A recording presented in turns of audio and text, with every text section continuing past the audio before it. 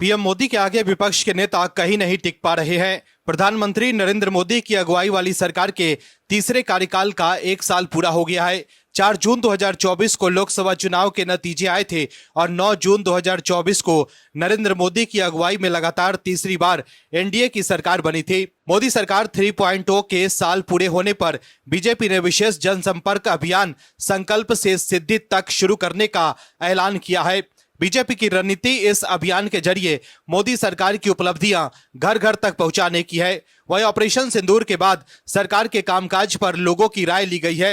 इसके साथ ही मोदी सरकार के 11 सालों के कामकाज पर लोगों ने अपनी राय रखी है। सी वोटर की तरफ से लोगों की राय ली गई है। सी वोटर सर्वे में मोदी सरकार की तरफ से राष्ट्रीय सुरक्षा और आतंक के खिलाफ कार्रवाई पर राय पूछी गई है। वहीं लोगों ने मोदी सरकार के कार्यकाल के दौरान महंगाई, रोजगार, सामाजिक सौहार्द के साथ ही प्रभावी आर्थिक बदलाव को लेकर भी अपनी राय रखी है। राष्ट्रीय सुरक्षा, आतंक से लड़ाई में मोदी सरकार का प्रदर्शन कैसा रहा, इस सवाल के जवाब में शानदार कहने वाले 53.9% लोग हैं। वहीं 13.4% लोगों ने ठीक और औसत कहने वाले 12% लोग हैं। तो वहीं 16.4% लोगों ने खराब कहा है। वहीं एक सवाल यह भी पूछा गया था कि मोदी सरकार ने अर्थव्यवस्था को कैसे संभाला है, तो बेहद प्रभावी कहने वाले 42.7% लोग थे। वहीं आंशिक प्रभावी वाले 22.6%, कोई बदलाव नहीं 13.7%, वहीं बेहद अप्रभावी कहने वाले 11.4% लोग थे। दर्शकों, ऑपरेशन सिंदूर को लेकर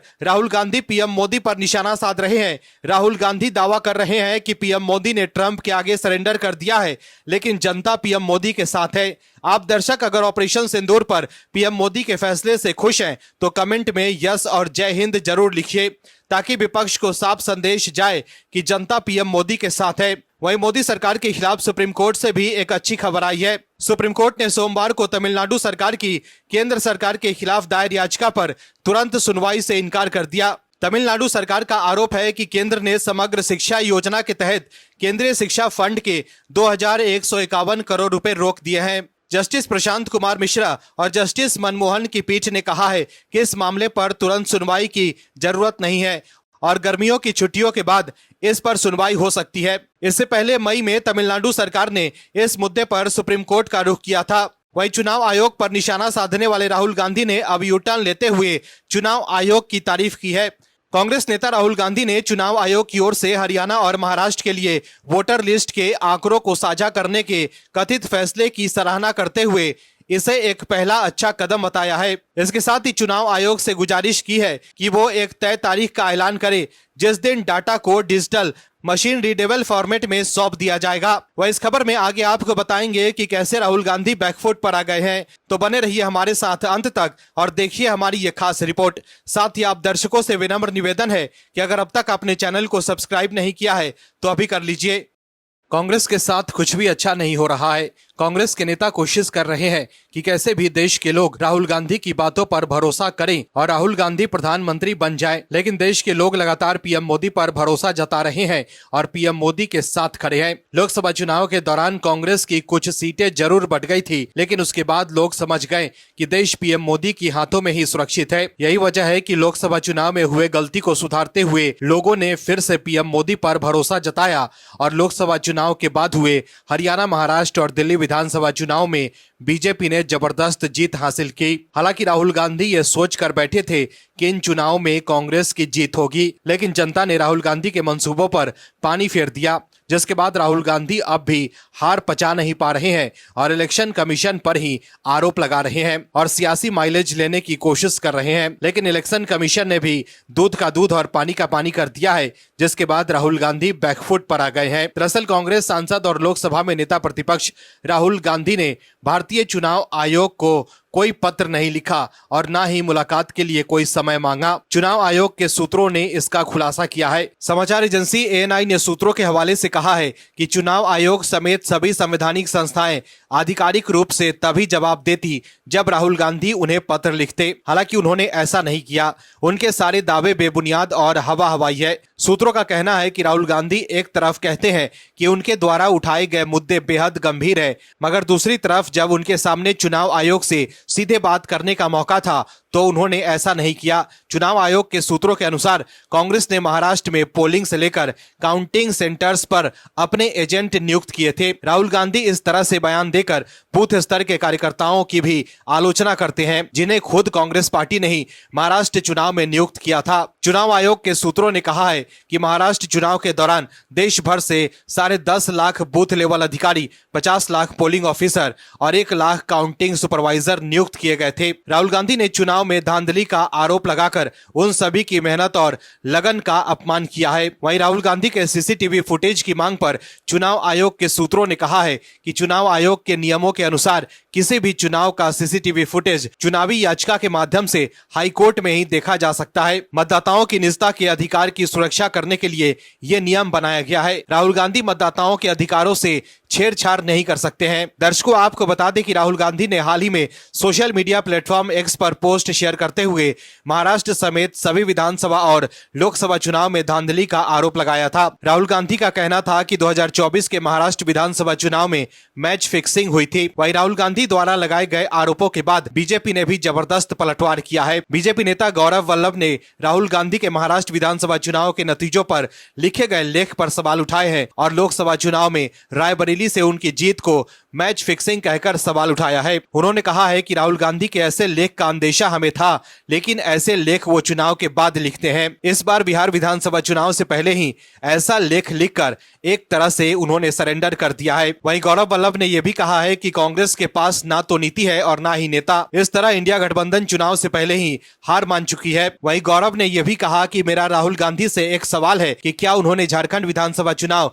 मैच फिक्सिंग करके जीता था या अपनी रायबरेली सीट और प्रियंका गांधी ने वायनाड सीट मैच फिक्सिंग करके जीती थी। वहीं महाराष्ट्र के मुख्यमंत्री देवेंद्र फडणवीस ने कहा है कि कांग्रेस सांसद राहुल गांधी 2024 के राज्य विधानसभा चुनाव में हार पर आत्मालोकन करने के बजाय जनादेश को अस्वीकार कर रहे हैं, क्योंकि जनता ने उन्हें खारिज कर दिया है। सीएम फडणवीस ने अपने लेखों में कहा है कि राहुल गांधी बिहार सहित आगामी विधानसभा चुनाव में उन्हें मिलने वाली हार के लिए बहाने तैयार कर रहे हैं।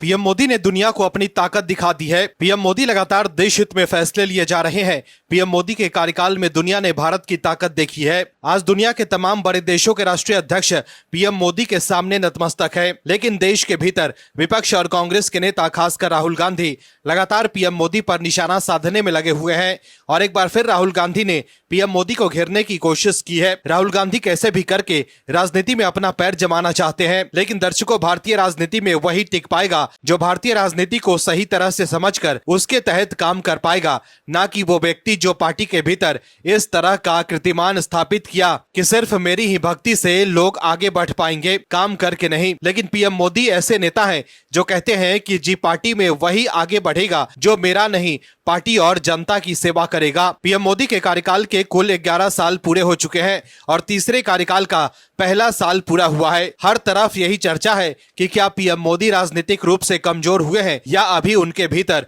वही जोश बाकी है और क्या वो पहले से भी और मजबूत हुए हैं। राहुल गांधी लगातार हमला करते रहते हैं कि पीएम मोदी कमजोर हो गए हैं, लेकिन आपको बता दें कि पीएम मोदी कमजोर नहीं हुए हैं, पहले से और अधिक ताकतवर हुए हैं। दरअसल पीएम नरेंद्र मोदी बतौर प्रधानमंत्री 11 साल पूरे कर चुके हैं। उन्होंने प्रधानमंत्री पद की शपथ 26 मई को ली थी। हालांकि उन्होंने प्रधानमंत्री पद की तीसरी बार शपथ 9 जून को ली थी। ऐसे में सोमवार को उनके तीसरे कार्यकाल का पहला साल पूरा हो गया है। 2024 के लोकसभा चुनाव में बीजेपी अपने दम पर बहुमत हासिल नहीं कर पाई थी।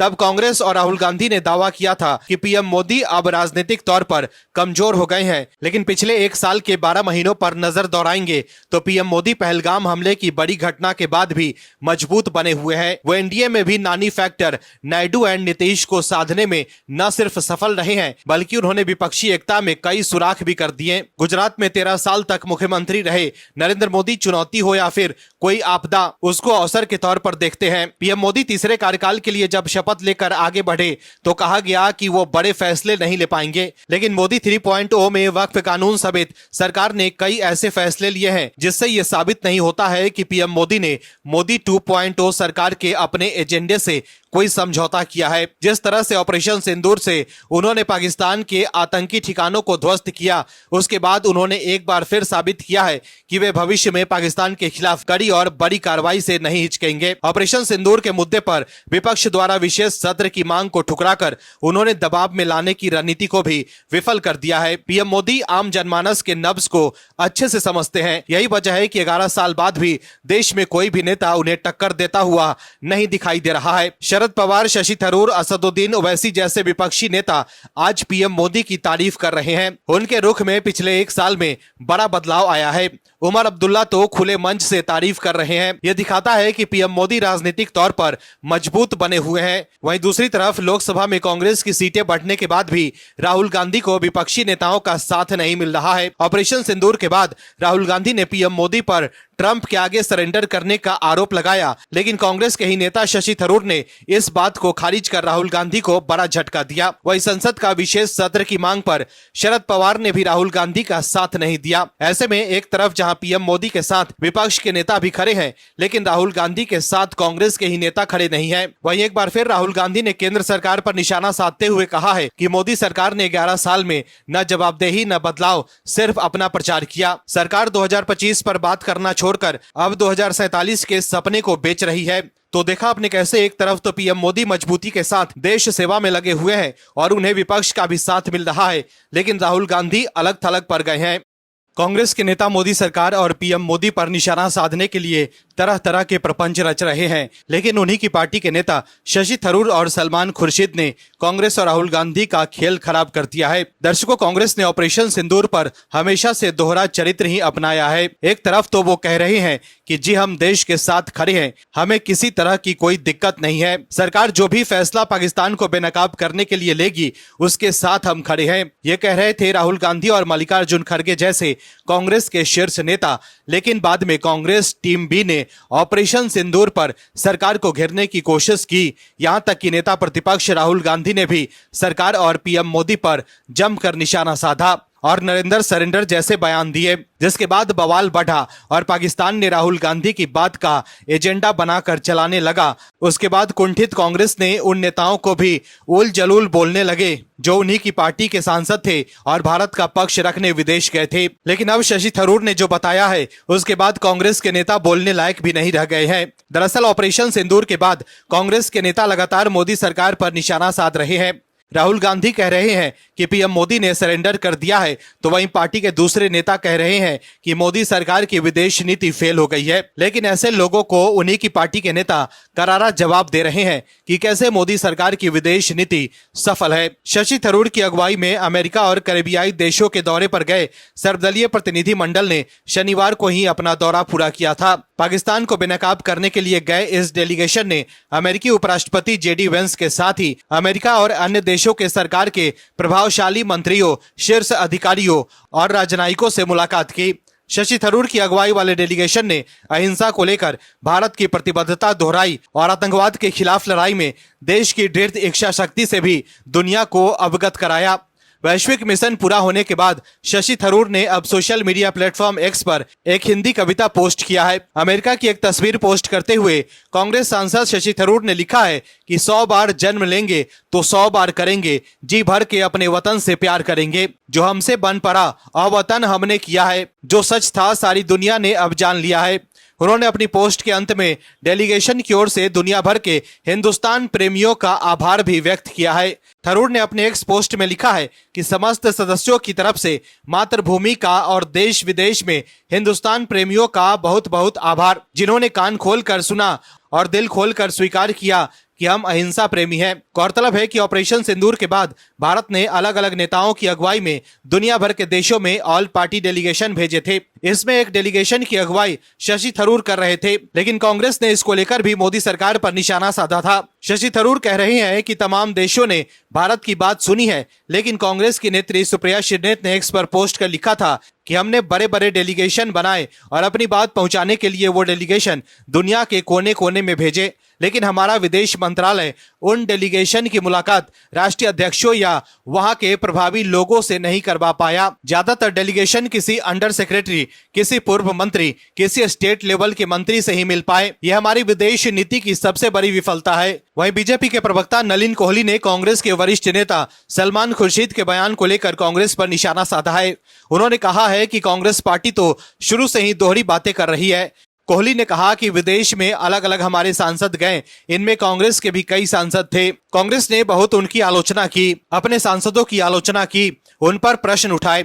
एक सांसद ने कहा कि क्या देश हित में काम करना इतना कठिन है। दरअसल नलिन कोहली ने कांग्रेस नेता सलमान खुर्शीद के बयान का जिक्र किया है। अपने एक एक्स पोस्ट में सलमान खुर्शीद ने ऑल पार्टी डेलीगेशन के विदेश दौरे के दौरान कहा था कि क्या देशभक्त होना इतना मुश्किल है। वहीं सलमान खुर्शीद ने जम्मू कश्मीर से धारा 370 हटाने के फैसले को भी सही ठहराया था। वहीं बीजेपी प्रवक्ता ने यह भी कहा है कि कांग्रेस पार्टी या राहुल गांधी और कुछ और विपक्ष के नेता चुनाव आते ही चुनाव प्रक्रिया, चुनाव आयोग और ईवीएम पर प्रश्न उठाने शुरू कर देते हैं। वहीं यही नेता चुनाव जीतने के बाद कभी प्रश्न नहीं उठाते, न चुनावी प्रक्रिया पर। जैसे तेलंगाना में कांग्रेस जीत गई तो कोई दिक्कत नहीं। Bureau report, OMH news.